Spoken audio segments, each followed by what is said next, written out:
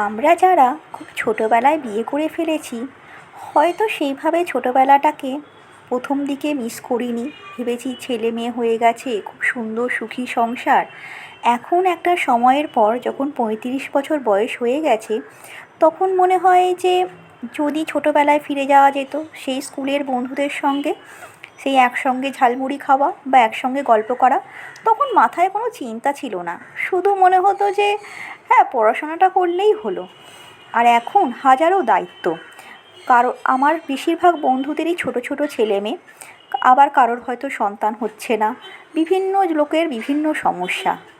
তার মধ্যে থেকেই কিছু বন্ধুর সঙ্গে যেটুকুনি কথা হয়, সমস্যা হয়তো শেয়ার করা হয় না, কারণ তার হয়তো আলাদা বিষয়। বিষয় হচ্ছে তার হয়তো ছেলে মেয়েকে কোন স্কুলে ভর্তি করবে সেটা নিয়ে চিন্তা, আর আমার মেয়ে মাধ্যমিক দেবে সেই নিয়ে চিন্তা। কাজেই একে অপরের প্রবলেম বোঝার মতো ব্যাপার নয় আমাদের। এবার কেউ কেউ হয়তো বাচ্চা হচ্ছে না, তার টেনশান নিয়ে সে রয়েছে। এই সময়টা শুধু স্বামী আর মেয়ে ছাড়া আর বোধহয় কেউ নেই, বাবা মা তো আছেই। এবার স্বামী মেয়েকেও হয়তো সব কথা খুলে বলা যায় না, বা বাবা মাকেও হয়তো সব কথা শেয়ার করা যায় না। একটা বেশ ভালো বন্ধু, প্রিয় বন্ধুর খুব দরকার এই টাইমটা, যাকে সমস্ত মনের কথা একদম অসংকোচে বলা যেতে পারে।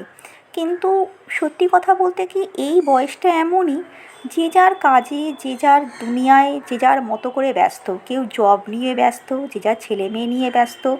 কেউ কারো সমস্যা শোনার মতো টাইম কারোর নেই। কিন্তু মাঝে মাঝে মনে হয়, ইস, যদি সেই ছেলেবেলার বন্ধুগুলোর সঙ্গে দেখা হতে পারতো, যদি বেশ একসঙ্গে ফিস্ট করা যেত।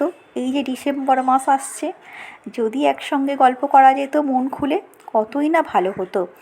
একই বেঞ্চে একই সঙ্গে টিফিন খাওয়া বন্ধুগুলোর সঙ্গে আজকে এখন দেখাই হয় না, তারা শুধু ফেসবুক ফ্রেন্ড হয়ে রয়ে